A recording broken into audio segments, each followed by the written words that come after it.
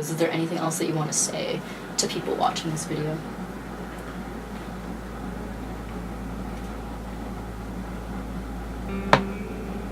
I just miss the 26 people that died that day, and I wish it had never happened.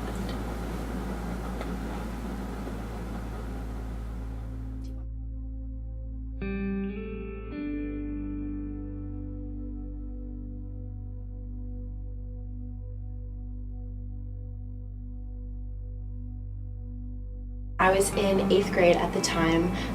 It was December 14th, 2012.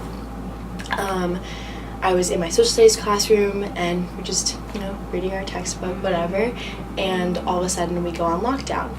And we had lockdown drills all the time. I just figured it was like something like a drill, and we didn't realize that at that time a gunman had entered the school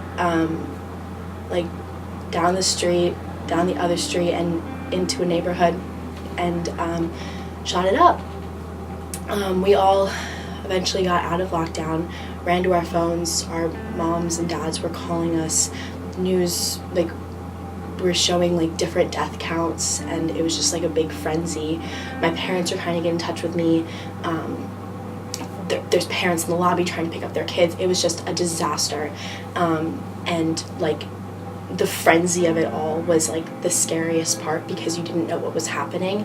And an hour ago I was sitting under the desks laughing with my friends, and then I come out to realize 26 people have died.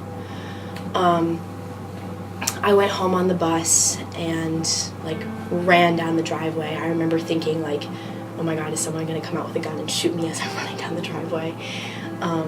I get to the door, I walk in and just give my mom a big hug, and we just sat on the couch and cried. Turned on the news, the death count changed every 2 minutes, until finally it settled down and told us 26, well 28 if you include the shooter and his mother.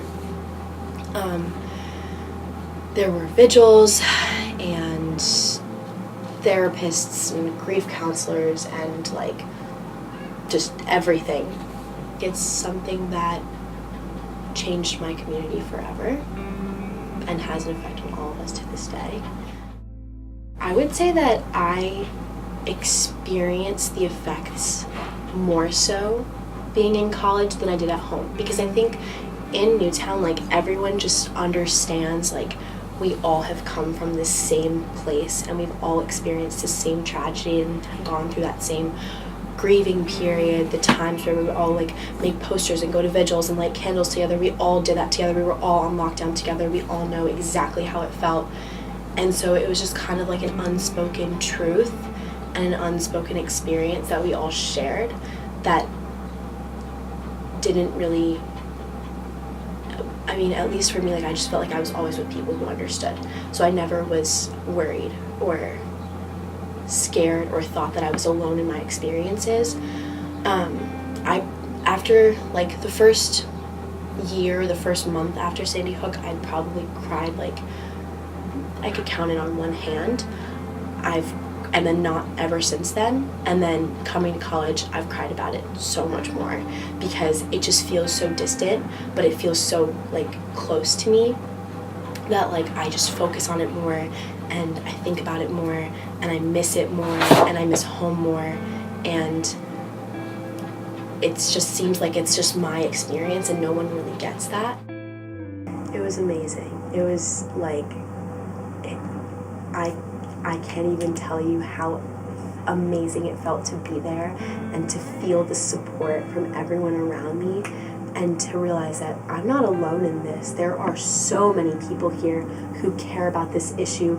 They may have personal experiences, they may not. I saw a woman carrying a big picture of Daniel Barden, who died in the Newtown shooting, and I stopped her and I said, "Are you from Newtown?" She's like, "No, I'm not, but I know the Barden family." And she's like, "Are you?" And I was like, "Yeah."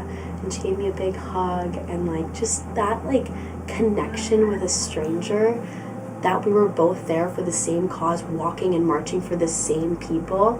I had Daniel Barden's name written on there, and she was marching for Daniel Barden, and I was like, wow, we're here for the same reason. there were kids from my high school, like, in massive groups that were there. 2 of the kids from my high school were actually on stage at the march, Jackson Middleman and Tommy Murray. Both of whom were friends with my little brother. I know their older sisters.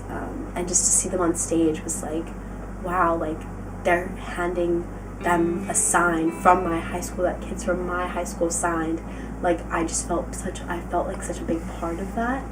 And then to see, like, just the organization and the inspirational speeches and the empowering stories that people were sharing, it was truly moving. When it first started happening, it was just such a big shock, and everyone was able to get away with just saying, our thoughts and prayers are with you. But it has happened so much and so frequently that, like they're saying, thoughts and prayers aren't enough.